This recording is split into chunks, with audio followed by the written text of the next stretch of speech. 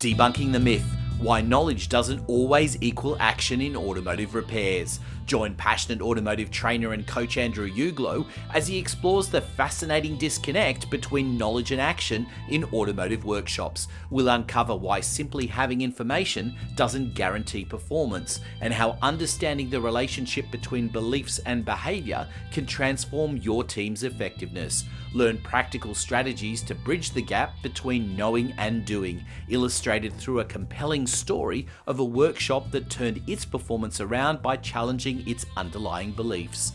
I'm your co-host Anthony Pearl, and this is the Frictionless Workshop Podcast. Let's get cranking. Andrew, I think we should get into talking about true myth number 3. I think we should label this one as knowledge equals application. I love this one. Gosh, the number of places I see this true myth playing out it's epic. It really is. It's amazing. And it comes out of a lot of management theory and practice. So think Frederick Taylor, think Adam Smith, think these guys from the 17th century, 18th century kind of thing, and a whole bunch of others that if I tell you something, you now know how to do it. And or better, if I tell you not to do something, you know not to do it. And this whole knowledge equals application, knowledge equals performance is false. Absolutely false. And it's held by service management. It's held by foremen. The number of discussions I've had with workshop foremen where you start to talk about, how are things going for you in a workshop? How are you going with the quality of people that you're working with? What sort of training do they need? Are they performing? Like all these sorts of things come out while we're eating lunch and having a discussion. And so often I hear foremen going, I've got this one guy, or I've got these couple of people that told them time and time and time, and they still don't do what they're told. What is wrong with these people? And it's like, well, you're operating from a myth. Just because you told someone, that doesn't guarantee action. That doesn't guarantee performance or compliance even. Just because we know stuff doesn't mean we're going to do it. And I think it's wrong to expect that. I think that is invalid. That'd be like coming to a training course, me handing you an inch thick book and going, there you go, there's all the information, told you, off you go. It's interesting, isn't it? Because there are extremes here, because you think about it and go, well, just because I've got some knowledge on how to do something doesn't mean I can do it. I think of, driving a Formula One car now. I've watched plenty of Formula One races. I've watched how they talk you around a lap and they say, this is where you change into first and move up to third and et cetera, et cetera. And this is where your braking zone is. Does that mean that I can drive the Formula One car? I would hasten to add, no. Probably not. Definitely. Maybe for a distance, but maybe not for a complete I'm not lap. even sure I'd know how to get it out of the garage. I think I'm confident that I'm not even sure that I'd be able to do that. But I think that's and then you've got the other extreme as well, where it's a bit like if everyone shared the same bit of knowledge in whether things are right or wrong, then there'd be no crime.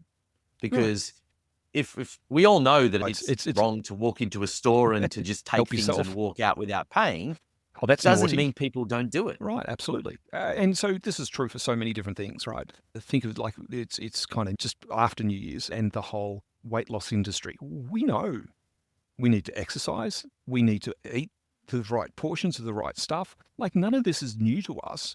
And yet, 60% of the country is rated overweight or obese. So it's not a matter of knowledge, because if it was a matter of knowledge, we'd have solved it already. Ask anyone who smokes, is smoking good for you? And they'll tell you straight up, no, they'll show you the packets of cigarettes, right? Like, no, it's terribly bad for you, but I'm going to do it anyway. Well, why are you doing it anyway? Surely you know. Yeah, I know, but that doesn't guarantee I'm going to change anything. And the challenge that we have is that we're trying to play at the surface level of knowledge, and we're not getting down to what's really driving this, and that's behaviour. And the cracker that we miss, you ready for this? This is the gold nugget, is that behaviour is an echo of belief. Let me say that again. Behaviour is an echo of belief. And so let me give you a great example. A long time ago in a galaxy far away, I was a senior tech in a workshop. And we had a new apprentice. His name was Ali. He was a nice enough guy. Maybe not the sharpest knife in the drawer, but he was okay. And he had this I don't know what it was, this blockage to anyone in authority telling him anything. And one of the things that he liked to do is he liked to get into customers' cars. And the cars we were dealing with were fairly high-end. We're not talking Lamborghinis or Maseratis, but we're talking fairly high-end prestige cars. And he'd get in there, turn the radio to Doof Doof FM and turn the radio up. And he would then drive the vehicle from the customer parking lot into the workshop with Doof Doof FM going at a fairly significant volume. Now, that in itself wasn't ideal because he had to drive past the customer waiting lounge, right? And you can appreciate if I'm waiting for my car and I'm a big fan of, Easy Listening or John Laws or whoever I'm listening to, and Doof Doof FM rolls past and it's my car, I'm going to say something about that, right? That's going to be a very challenging conversation. The worst thing was that after the car was finished, he'd go and put Doof Doof FM in, drive it, leave in the parking lot at 7 million decibels, still tuned to Doof Doof FM. And so Mr. Customer would pay his significant amount of money for the service, walk out to the car, jump in, turn the ignition on, and just get deafened by Doof Doof FM. And again, you can appreciate that generated some very interesting conversations. Yes. But see, that's the interesting thing too, isn't it? Particularly at that stage, is that the what customers remember is the last engagement that they had. I'm never taking my car back. Yeah. And so there's, I know as a customer, there is nothing worse than getting back into the car and realizing that the seat's now miles further back and the time I'd taken to adjust it to exactly how I want it is gone, that the radio station has been changed, that things aren't as I would expect it to be. And these are just little things that could be done really easily. Or not done. That's the impression that you leave people with. Yeah, or not done. Yeah, absolutely. Or not done. And so my mate Ali, he was told in no uncertain terms that if you do this again, you can find another place to work. They were very clear. The walls to the service manager's office weren't as thick as they thought, and this was made very explicit, very explicit. And I'm going to argue it wasn't 10 minutes later, and Ali's got Doof Doof FM on, driving past the customer waiting. And like the whole workshop can hear this. I don't know how he figured that with the windows up, no one else could hear it. And pulls into the work bay, and people are just standing there with their jaw on the ground in disbelief, going, "Are you genuinely are you mentally okay?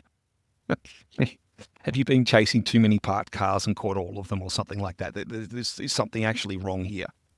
Because we couldn't comprehend how it was that despite all of the warnings, all of the knowledge, all of the information, all of the explanation, all of the, why are you still doing this behaviour?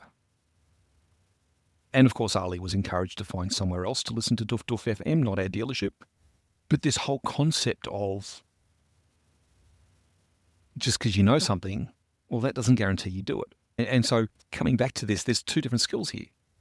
And this is why we talk about a true myth. Everyone knows that if I tell you, I hear this from foremen, I hear this from service managers, I hear this from seniors, like, I told my apprentice, and he still gets it wrong. Okay, so what does that tell you? Knowledge is not the issue here. Knowledge is important. You need to have it. You can't do this without knowledge if you don't know how to do something. How are you ever going to do it? Ability comes into it. Okay, I might know how to do something, but going back to your Formula One example, you don't have the ability yet to do it. You don't have the skill needed, and skill takes time. And at the same time, behaviour is a reflection of belief. Unless you're going at the level of belief, you are not going to change behaviour. And so this is where what's the word I'm looking for? I get profoundly frustrated and arguably borderline angry, is that we have these other myths, and these are flat out myths, where we talk about diversity is our strength. And I just go, what a lot of palaver. Diversity has never been our strength. Unity has been our strength. Diversity serves other purposes, but strength is not one of them. And so if unity is our strength, which we're looking for uniformity of belief, we're looking for unity of behaviour, we're looking for unity of purpose. Because if we don't have those, how am I possibly ever going to change behaviour? I'm not. At best, I can threaten and cajole and put in rules and boundaries and There was a great, what's the word I'm looking for? A great US naval officer's assessment of an officer candidate some years ago on the internet, and they described this guy as highly capable when cornered like a rat in a trap under constant supervision. If that's what it takes to get compliance, then that's what we've been doing, right? And then we go to knowledge to reinforce it, and it's like, well, no. We've got to go, well, what is it that you believe that's preventing you from doing this behaviour? What is those things? Because behaviour is the echo of belief. And so with Ali, he believed that he didn't need to. He believed that the windows would insulate the car. He believed a bunch of different things that this didn't apply to him. And it's like, well, actually, it does apply to you. And there's the door. We'd like to say it's been a pleasure, but it hasn't. Goodbye. And so until we go after the beliefs, and this is where we talk about culture in workshops, we talk about all these sorts of things and labels, but it ultimately comes back to what do we believe? What are the standards that we're prepared to work to? Until that adjusts, we're not going to change behaviour. The Frictionless Workshop podcast is brought to you by Solutions Culture. For details on how to get in touch with Andrew, consult the show notes below. And don't forget to subscribe so you don't miss an episode. Now, back to the podcast.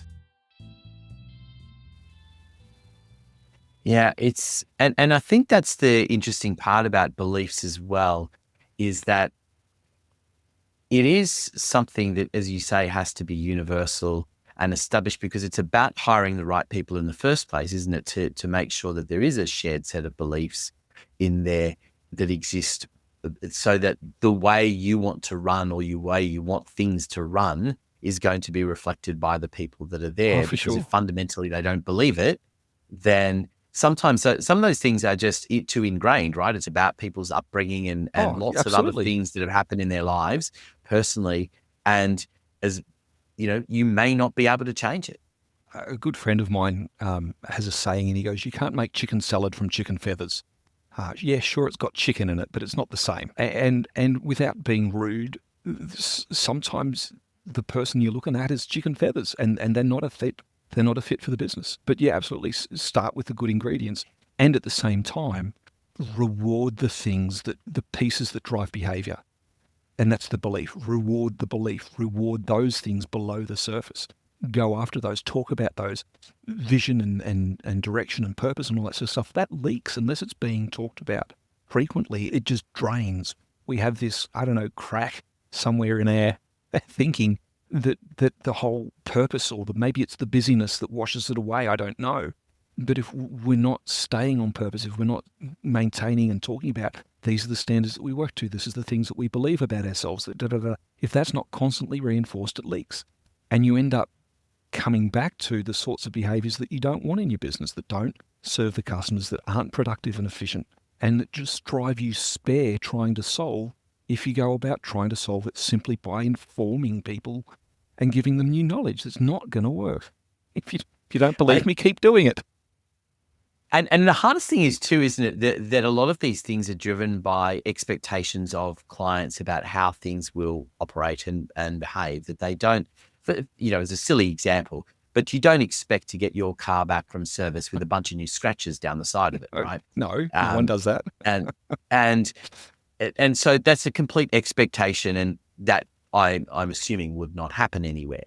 But what can happen is as well, and things that are much more subtle, for example, if someone were to leave an empty coffee cup in the car that had nothing to do with the person's car, it had been the technician was having a coffee at the time, left the coffee cup in there, that's not going to be a good look, and that's what the client's going to remember. And that would be an expectation that the car is not going to be left in that fashion. And you're going you could have done a $10,000 job on repairing an engine and doing all sorts of things to the vehicle that could have been amazing, but the coffee cup that was left there could be the nail in the coffin.